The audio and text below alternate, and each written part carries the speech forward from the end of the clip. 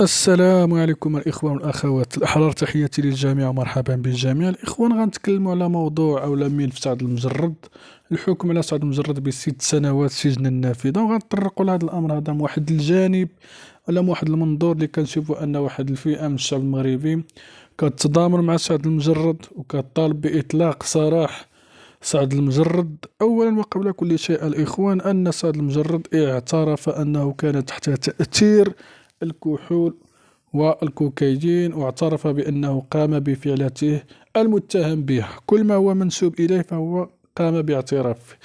يعني كيف ما كنقولوا حنا كمغاربة المثال، لأن كل اللي دار الذنب يستاهل العقوبة.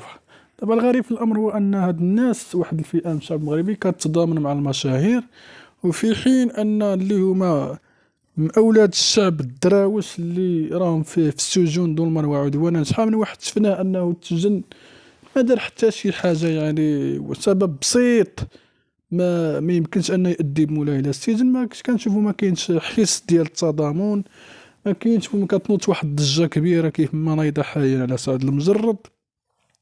وحاجة أخرى اللي هي جد مهمة هو أن الشعب المغربي انساق وراء هذه الأخبار ديال الحكم على سعد المجرد بست سنوات، ونسى ما هو مهم. انسى النضال من أجل الحقوق ديالو والعيش الكريم، نسى أن ما بقاش كيتكلم على بطاطا غالية، على مطيشة غالية، على البصلة غالية.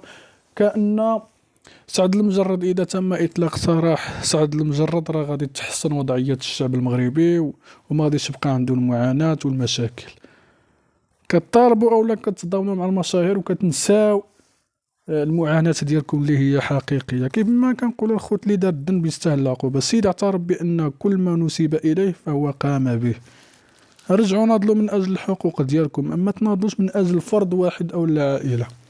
فين عمر سعد المجرد أو جميع المشاهير أنهم تضامنوا مع الشعب المغربي في كل المعاناة اللي يمروا منها من أوضاع مزرية وصعبة؟ فين هاد المشاهير؟ فين عمرهم تضامنوا مع الشعب المغربي وخرجوا ما تضامنوش مع حتى اي واحد؟ مخزن محسن فكري قضيه ديال التحنمط تضامن معاه شي واحد؟